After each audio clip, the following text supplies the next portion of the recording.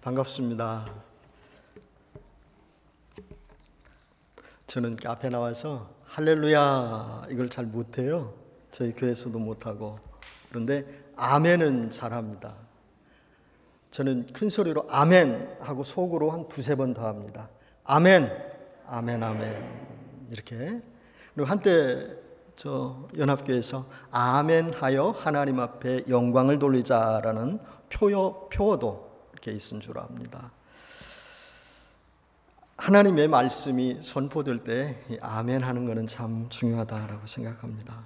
오늘 또 귀한 찬양 하나님 앞에 올려드렸는데 이 찬양의 가사가 여러분 마음속에 가득하기를 원합니다. 예수 그리스도만큼 중요한 것이 없습니다. 오늘 함께 나눌 말씀의 제목은 하나님의 은혜, 하나님의 선물입니다. 성경을 읽다 보면 설명하지 않아도 이해되고 가르쳐주지 않아도 스스로 알 수 있는 법칙과도 같은 원리가 있습니다. 일명 심은 대로 거둔다는 원리입니다. 많이 심으면 많이 거두고 적게 심으면 적게 거두게 된다는 것이지요. 이 말이 믿어지지 않거나 이 말에 거부감이 있는 분은 안 계실 것입니다. 어찌 보면 당연한 말이니까요. 이러한 원리는 꼭 성경을 통해서만 알 수 있는 것은 아닙니다. 일반적으로 통하는 말이고 성경이 아닌 다른 책들을 통해서도 얼마든지 알 수 있습니다. 그런데 성경을 통해서만 알 수 있고 깨달아야만 하는 이 법칙과도 같은 원리가 있습니다. 그것이 무엇일까요? 은혜의 원리입니다. 하나님이 선물로 주시는 은혜의 원리입니다. 은혜는 노력하고 수고해서 얻을 수 있는 것이 아닙니다. 씨 뿌리고 경작해서 대가로 거두는 열매가 아닙니다. 은혜란 말은 받을 만한 자격도 없는 사람에게 은혜를 베풀 수 있는 분이, 다시 말하면 하나님이 그분의 뜻대로 주시는 것입니다. 은혜는 무조건적이고도 자의적인 하나님의 사랑을 일컫는 말입니다. 이 말의 넓은 의미는 모든 피조물들에게 가치나 공적에 관계없이 주어지는 하나님의 사랑과 자비를 말하는 것이고, 좁은 의미로는 아담의 범죄와 타락 이후 예수 그리스도의 성육신과 십자가의 순환, 그리고 부활을 통해 나타난 하나님의 적극적이고도 자기 희생적인 사랑을 뜻합니다. 이 은혜는 하나의 특징이 있는데 전적으로 하나님의 주권과 그분의 사랑으로부터 비롯된다는 것입니다. 따라서 바울은 이 은혜를 가리켜 하나님의 선물이다라고 표현했습니다. 하나님의 은혜는 대가를 지불하고 얻을 수 있는 것이 아닙니다. 은혜 받을 만한 어떤 일을 해서 얻어지는 것이 아닙니다. 은혜란 하나님의 사랑, 하나님이 사랑으로 거저 주시는 선물입니다. 우리가 살아가면서 꼭 필요한 것들은 하나님이 은혜 가운데 거저 주시는 것들입니다. 큰 것부터 우리 한번 세어볼까요? 빛을 거저 주셨습니다. 호흡할 수 있는 공기를 거저 주셨습니다. 아직까지는 이 공기를 돈 주고 사서 마시거나 하는 사람들은 극히 드뭅니다. 대부분 사람들은 공기를 그냥 들이마시죠. 근데 이제 언젠가는 공기도 또 일부 지역에서는 사서 마시는 일이 있을 거라는 생각이 또 듭니다. 농사할 수 있는 흙을 하나님이 거저 주셨습니다. 인간들이 살아가는데 없어서는 안 될 것들을 하나님이 은혜 가운데 거저 주셨습니다. 이것뿐이 아닙니다. 죄와 허물로 죽었던 백성들에게 예수 그리스도를 알 수 있는 믿음을 선물로 값없이 주셨습니다.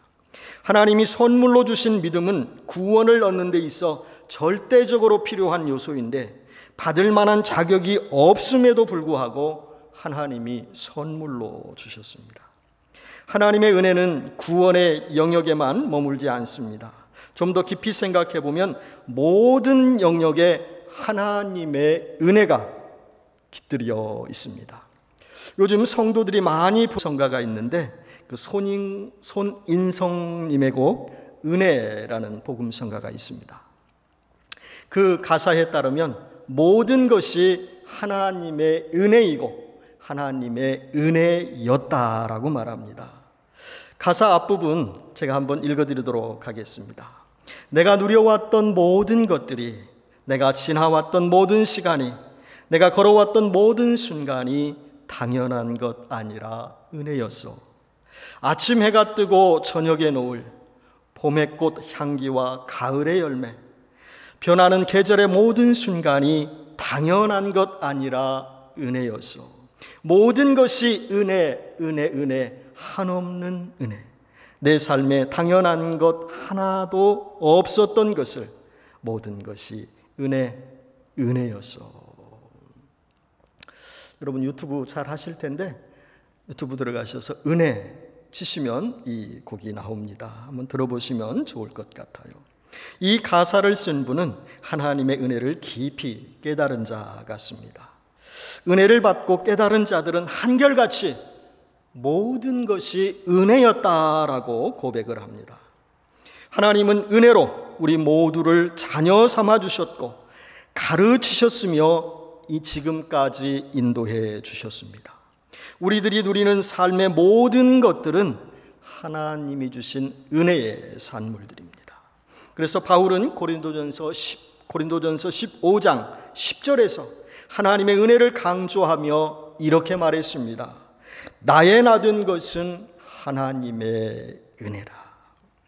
다시 말씀드립니다. 우리는 하나님의 자녀가 될 만한 자격이 없었고 자녀로서 모든 것을 누리며 살 수 없었던 자였는데 하나님이 은혜 안에서 믿음이라는 큰 선물을 주셔서 하나님의 자녀 되었고 자녀로서 많은 것을 누리며 살고 있습니다. 은혜는 전적으로 하나님으로부터 온 것입니다. 그렇다면 그 은혜에 대해 좀 더 구체적으로 살펴보도록 하겠습니다. 첫째로 은혜란 앞서 말씀드렸다시피 하나님의 선물입니다. 오늘 본문 말씀 8절 말씀을 우리 함께 읽도록 하겠습니다. 같이 읽어보실까요? 너희는 그 은혜에 의하여 믿음으로 말미암아 구원을 받았으니 이것은 너희에게서 난 것이 아니요 하나님의 선물이라. 은혜는 하나님의 선물입니다.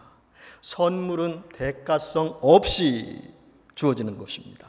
만일 대가를 기대하고 선물을 준다면 그것은 선물이 아니고 뇌물에 가깝습니다.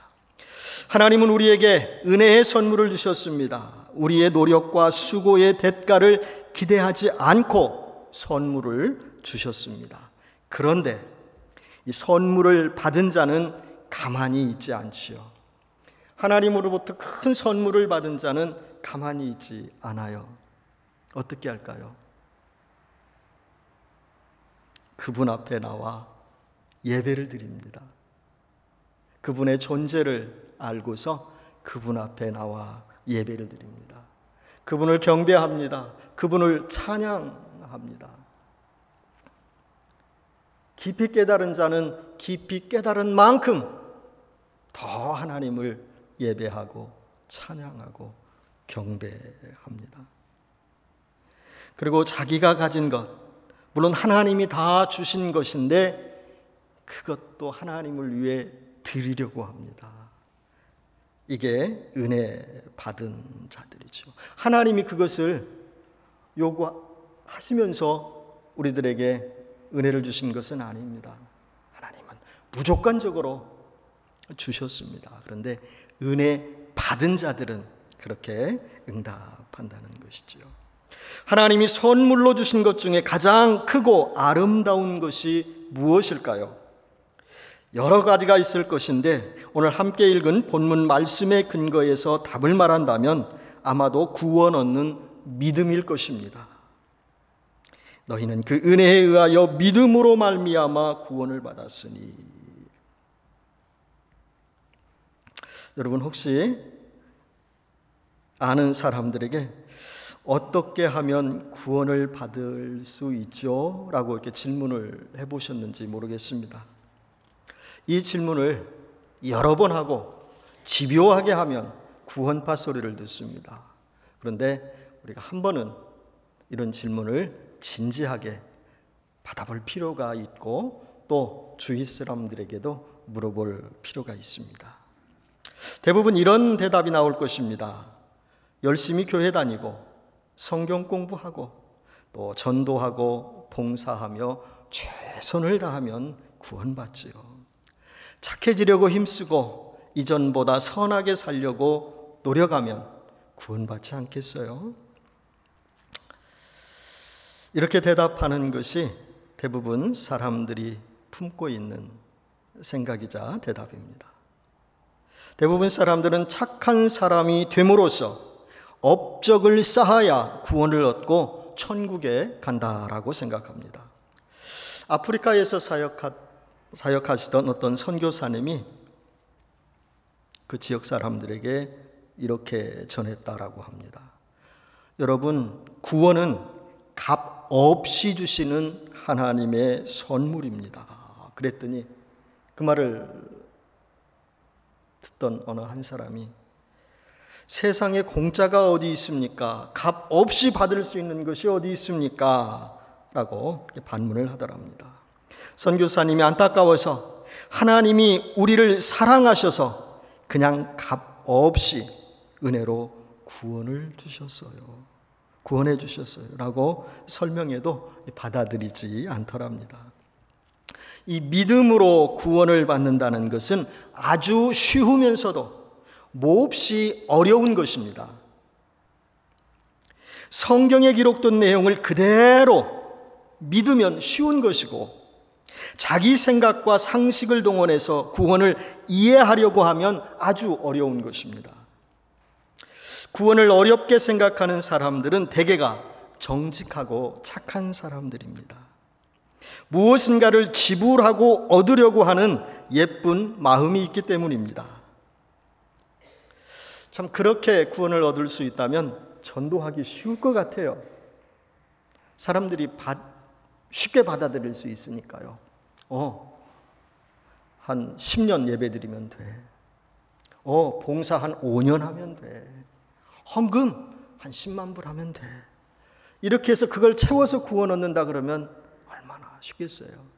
그런데 그런 것이 아닙니다. 무엇인가를 지불하고 얻을 수 있는 것이 구원이 아닙니다.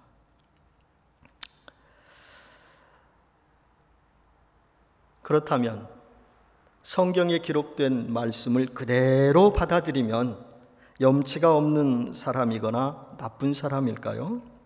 그것은 아닙니다. 대개가 순수한 사람들입니다. 순수한 사람이라는 것은 바보가 아니고 성령이 함께하는 사람입니다. 따라서 순수한 사람은 성경을 그대로 받아들입니다. 제가 어느 분 간증을 들었는데 창세기 1장 1절 말씀을 읽으면서 거의 뒤로 넘어질 뻔했답니다. 이분은 북한에서 이 정보계통의 고급 장교였는데 동료 중에 한 사람이 이 중국을 왔다 갔다 하면서 예수님을 알게 되었나 봐요. 그래서 성경을 한 권씩 한 권씩 이렇게 가지고 왔습니다. 그래서 어느 날 그래도 자기가 믿을 만하고 또 친한 친구라 생각했던 동료에게 성경을 건넵니다. 동무, 한번 읽어보세요. 남에게는 보여주지 말고 살짝 읽어보세요. 뭔데요? 이게 저쪽에서 온 성경이라는 겁니다. 친한 사람이 줬다라고 해도 북한 정보계통에 있는 장교가 그걸 받아들이겠습니까? 손사래를 짓지요. 그러면 안 됩니다 하면서 받지 않았지요. 이분은 구원을 받은 자이기에 다시 한번 친구 사랑하는 마음으로 성경책을 건넵니다. 두 번째는 화를 냅니다. 이러면 안 됩니다. 이러면 제가 당국에 알리도록 하겠습니다. 그러니 가져가시오. 그리고 나에게 권하지 마시오. 이분은 포기할 수 없었습니다. 다시 한번 또 권합니다. 네, 친한 친구니까 못 이기듯 해서 받았습니다. 그리고 사람 없는 곳에 가서 살짝 이렇게 한번 펴서 읽으니까 창세기 1장 1절이 나오는 거예요. 태초에 하나님이 천지를 창조하시니라. 아마도 성령께서 역사하셨나 봅니다. 천지를 창조하신 분이 계셔? 그분이 하나님이야? 수령님이 아니고 하나님이야? 하면서 스쳐 지나가더랍니다. 그러면서 성경을 한 장 한 장 넘기면서 순식간에 그 성경을 다 읽게 되었답니다. 창세기 1장 1절 말씀이 성경을 계속 읽도록 하였고, 나아가 그 사람을 구원받게 하였으며 구원 얻는 진리를 알게 되었으며, 지금은 목사가 돼서 저 어느 곳에서 목회한다는 제가 간증을 들었습니다. 구원은 하나님이 주시는 선물로서 구원 얻는 믿음으로만 받을 수 있습니다. 구원은 스스로 얻을 수 없고 대가를 지불하고 받을 수 없습니다. 이를 열심히 하거나 노력해서 얻을 수도 없습니다. 직분을 받고 봉사를 많이 했다고 그것을 인정받아 구원을 받을 수 있는 것이 아닙니다. 구원은 하나님이 선물로 주신 믿음으로만 받을 수 있습니다. 기독교와 다른 종교 사이의 근본적인 차이점이 바로 여기에 있습니다. 여러분이 다른 종교의 세계관을 관심 있게 보면 알 수 있을 것입니다. 소위 신에게 가까이 가거나 무엇을 얻으려고 하면 거기에 따른 무언가를 해야 합니다. 신에게 가까이 가려면 그 종교가 요구하는 것을 많이 해야 합니다. 무엇인가 좋은 것을 얻고 싶으면 선행과 봉사를 많이 해서 그것이 축적되어야 합니다. 기독교 외 대부분 종교들은 어떤 것을 해야 중요한 것을 받을 수 있고 또 저 높은 곳에 갈 수 있다라고 가르칩니다. 그러나 기독교는 다릅니다. 구원을 얻기 위해서 우리가 해야 할 선행과 봉사가 없습니다. 단지 믿음이면 된다라고 말합니다. 이 믿음도 내가 스스로 힘주어서 믿습니다 라고 하는 것이 아니라 하나님이 주시는 선물로서의 믿음입니다.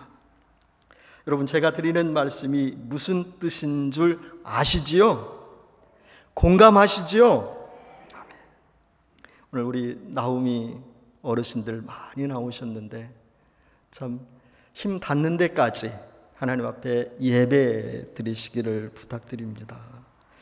모세 전도의 어르신들, 또 여호수아 전도의 어르신들도 이렇게 나오셨는데 우리를 구원해 주신 하나님을 힘 닿는 데까지 이렇게 예배하며 경배하시면 참 좋겠습니다. 다른 것은 욕심내지 마시고 그것만큼은 꼭 욕심을 내셨으면 좋겠습니다. 내가 가는 날까지, 하나님 앞에 서는 그날까지 적어도 주일날만큼은 예배를 꼭 드리겠다. 제가 2주 전에 한국을 다녀왔습니다. 특별한 일이 있어서 간 것은 아니고 제가 앞서 드린 말씀을 사랑하는 우리 어머니에게 전하고 싶어서 갔습니다. 제 어머니는 90세 되신 분인데 근 3년 동안 교회를 못 나가셨더라고요.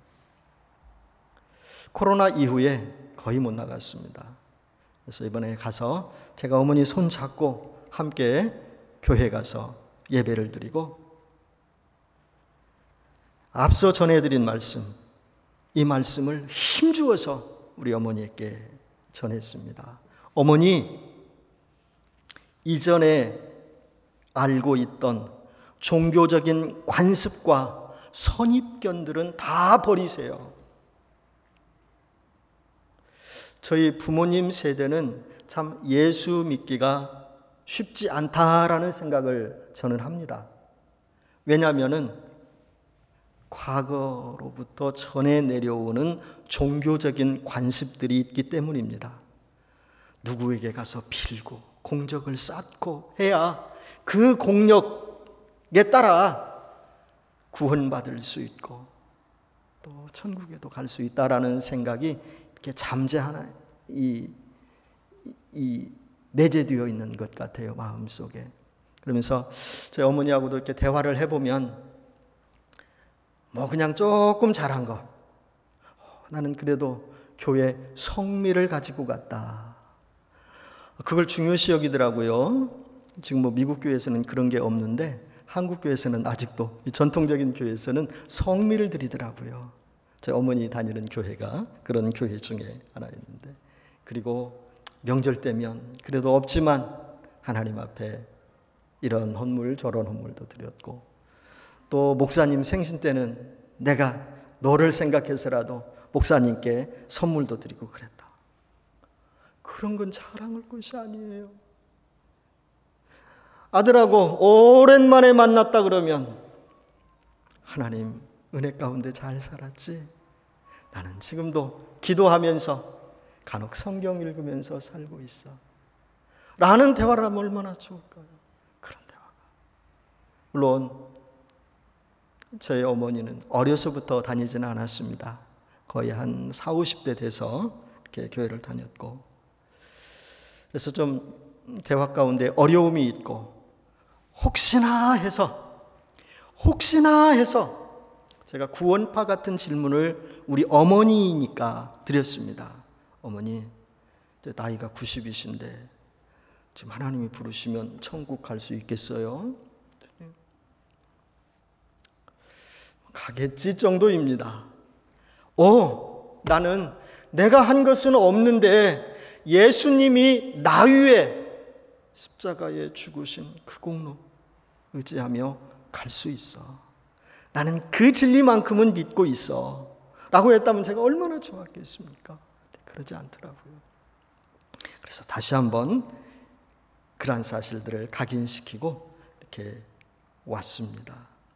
여기 앉아 계신 저희 어머니 세대의 우리 나오미 권사님들, 나오미 지체의 권사님들, 또 아버님 세대의 우리 모세전도의 어르신 장로님들, 제가 와서 들었는데 또 우영숙 권사님, 또 구연수 성도님 돌아가셨다는 말씀 듣고 참 하나님 계신 곳에 가셨겠지 하면서도 인간적으로 좀 아픔이 이렇게 있었습니다. 인간은 저렇게 가게 되는 거구나. 우영숙 권사님 남편 되시는 분은 석학이시잖아요. 이정식 박사님 먼저 가시고, 또 여기에 모인 우리 성도님들 모두 예쁘시지만 또 우영숙 권사님도 참 미인이셨잖아요. 그래도 하나님이 데려가시는구나. 또 제가 먼저 갈지 여러분들이 먼저 갈지 우리는 한 번은 가게 돼 있습니다. 그럴 때 어떻게 해야 될까? 그런 날들이 다가오고 있는데 우리는 어떻게, 무엇을 기억하며 살아야 할까라는 생각을 다시 한번 이렇게 해보게 됩니다. 바라옵기로는 오늘 본문 말씀 꼭 기억하셨으면 참 좋겠습니다. 너희는 그 은혜에 의하여 믿음으로 말미암아 구원을 받았으니. 모든 인간의 마음에는 하나님을 찾는 종교성이 있습니다. 그래서 여러 가지 인간적인 방법을 통해서 신에게 가까이 가려고 노력을 합니다. 결과는 어떨까요? 성경적인 방법이 아니고서는 헛된 것이고 한낱 자기 안위일 것입니다. 자기 위안일 것입니다. 성경적인 방법으로, 성경이 제시하는 방법으로, 성경이 요구하는 방법으로 가야만 삼위일체 하나님께 똑바로 갈 수 있습니다. 우리들은 믿음으로 구원을 얻었습니다. 이 믿음은 하나님께서 값 없이 우리 모두에게, 각자 개인에게 주셨습니다. 혹시나 모르는 분이 있을 것 같아서 이런 질문을 시작으로 또 말씀을 이어가겠습니다. 이 은혜의 선물을 어떻게 받을 수 있나요? 믿음으로 받습니다. 대가를 지불하고 받는 것이 아닙니다. 이 믿음은 누구로부터 나오는 것일까요? 하나님으로부터 나오는 것입니다. 내가 스스로 힘주어 믿습니다 해서 내 입에서부터 또 내 신념으로 나오는 것은 믿음이 아닙니다. 하나님이 은혜 가운데 약속하셨고 약속하신 바를 실행하심으로 말미암아 나온 선물입니다. 우리가 잘나서 얻은 것이 아니고 하나님의 자비하심 때문에 얻는 믿음입니다. 다시 말씀드리지만 구원은 우리의 행위로 말미암는 것이 아닙니다. 하나님이 은혜 가운데 주신 믿음으로 구원을 받게 되는 것입니다. 율법을 지키고 선행이 하늘에 닿아 받게 되는 것이 아닙니다. 율법을 통해서는 그 누구도 구원받을 수 없습니다. 여기서 율법과 은혜의 관계를 잠시 생각해 보고자 합니다. 율법은 죄를 정죄합니다. 그렇다고 율법이 나쁜 것이 아닙니다. 구원받음에 있어서 나름의 역할을 합니다. 율법이 하는 역할은 죄에 대해서 알게 하는 겁니다. 인간이 죄인이라는 사실도 명확하게 가르쳐 줍니다. 그리고 율법이 하는 결정적인 역할은 율법으로는 구원을 얻을 수 없다라는 것을 깨닫게 해줍니다. 결국에는 율법이 그리스도를 믿음으로만 구원을 받을 수 있다라는 최고의 진리에 도달하도록 합니다. 계속해서 율법과 은혜의 관계를 말씀드리겠습니다. 지금부터 말씀드리는 것은 복음의 본질과 생명의 영성이라는 책에서 발췌한 내용입니다. 제가 읽어드리겠습니다. 율법은 해야 할 것을 강요하고 그것을 하지 않으면 죽게 될 것이다 라고 말한다. 그러나 은혜는 이미 다 이루었으니 믿고 살아라 라고 말한다. 율법은 가장 훌륭한 사람도 정죄하지만 은혜는 가장 나쁜 사람도 의롭게 한다. 율법은 빚진 것을 갚으라고 하지만 은혜는 이미 십자가에서 갚아졌다라고 말한다. 율법은 죄값이 사망이라고 말하나 은혜는 하나님의 은사가 영생이라고 말한다. 율법은 죄 지은 경우는 반드시 죽으리라라고 말한다. 그러나 은혜는 믿는 자는 그 믿음으로 말미암아 살게 될 것이다 라고 말한다. 율법은 인간의 죄를 드러내고 은혜는 하나님의 사랑을 드러낸다. 율법은 죄를 알게 하고 은혜는 구원의 사실을 알게 한다. 율법은 짐을 지워주고 힘들게 하지만 은혜는 진리 안에서 자유롭게 한다. 율법은 두려움을 일으키나 은혜는 믿음을 일으킨다.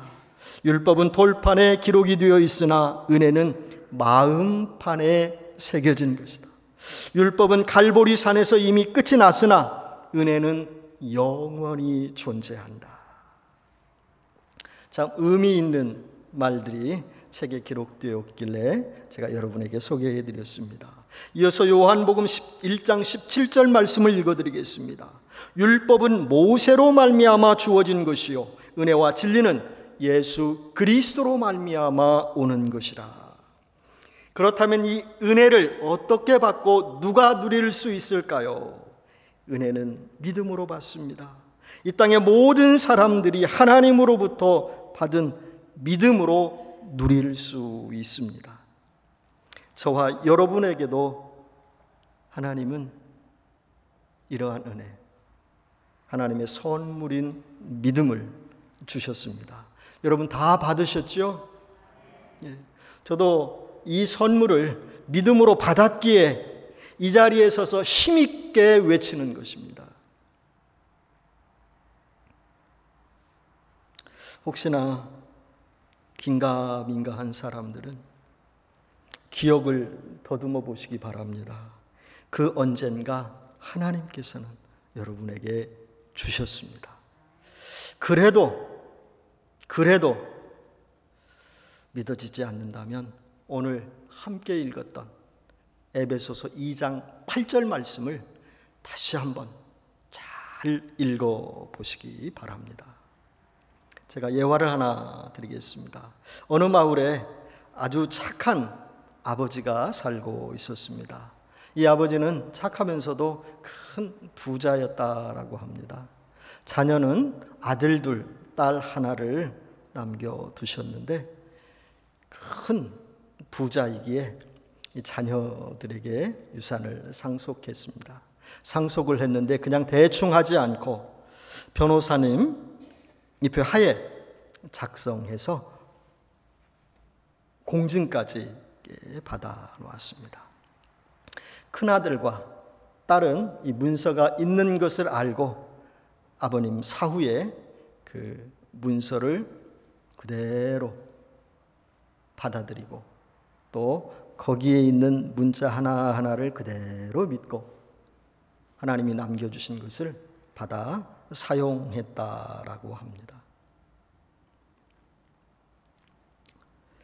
그런데 둘째 아들은 그것을 믿지 않았어요. 있긴 뭐가 있어. 또 있다라고 해도 그게 내 손에 들어오겠어. 라는 생각을 가지고 그것을 무시해 버렸답니다. 법적 효력이 있는 문서가 있다라고 해도 내용은 살펴보려고도 안 했습니다. 문서의 내용을 믿으려고는 더더욱 안 했습니다. 믿음으로 구원받지 않은 자가 이런 경우입니다. 믿음으로 구원받은 자는 아들과 큰아들과 딸의 경우입니다. 착한 아버지는 삼남매를 사랑하셨기에 자녀들이 평생 사용할 것을 남겨주셨고 믿고 사용해도 된다라고 말하며 법적 효력이 있는 문서에 공증까지 받아 놓으셨습니다. 선하신 하나님께서는 우리 모두가 구원을 받아 누릴 수 있도록 성경에 구원 얻는 방법을 쉽게 기록해 두셨습니다.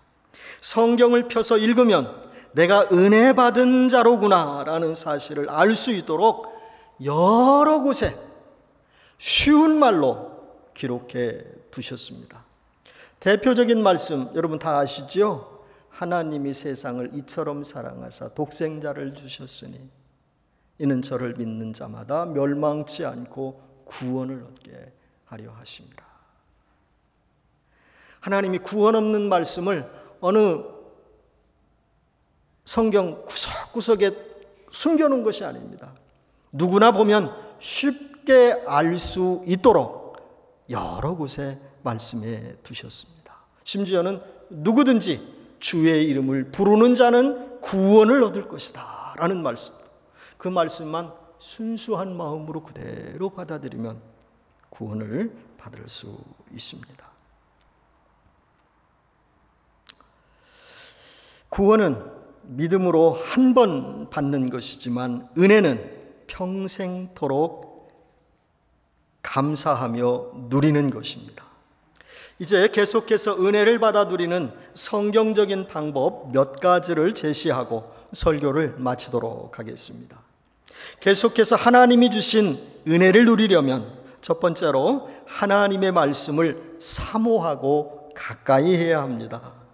성경은 은혜의 창고라고 해도 과언이 아닙니다.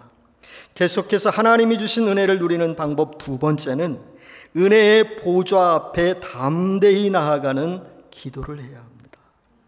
기도를 통해서 하나님과 교제하고 은혜를 누릴 수 있습니다.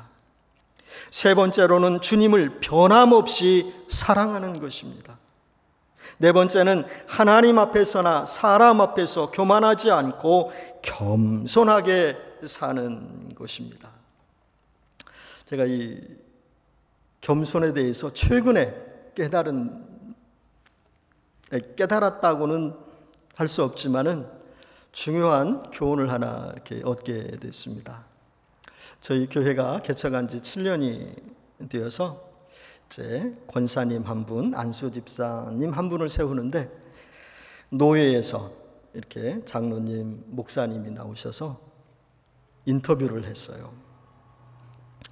그런데 인터뷰를 세게 하시더라고요. 1시간이 넘어도 끝내질 않으세요. 그래서 제가 살짝 들어갔습니다. 인터뷰하는 곳으로 들어갔더니 마침 그때 목사님이 겸손에 대해서 교훈을 하시더라고요. 앞으로 세움을 받을 권사님, 집사님 겸손하십시오. 교회에서는 겸손해야 됩니다. 그러면서 하나님께서 이 교만을 싫어하시는데 다른 죄들은 살살 다루신답니다. 그냥 째찍으로 이렇게 때리고 살살 다루신대요. 그런데 교만한 것은 몽둥이로 때린다라는 말씀을 이렇게 하시더라고요. 이 말씀이 성경에 기록된 것은 아닙니다. 어떤 유명한 분이 하셨다라는 말씀을 들었습니다. 신앙생활하면서 겸손한 것 참으로 중요합니다. 이상 4가지를 염두에 두고 신앙생활을 하게 된다면 계속해서 구원의 감격과 하나님의 은혜를 누리며 살게 될 것입니다. 은혜는 하나님이 주시는 복된 선물입니다. 우리 모두에게 주셨습니다. 새롭게 한 주일이 다가옵니다. 오늘 함께 나눌 말씀들을 한 주간 묵상하시면서 은혜의 생활을 하시면 참 좋겠습니다. 시간 나시는 분들은 공원에 나가셔서 이렇게 말씀을 묵상하면 참 좋을 것 같아요. 저도 시간 나면 공원에 나갑니다.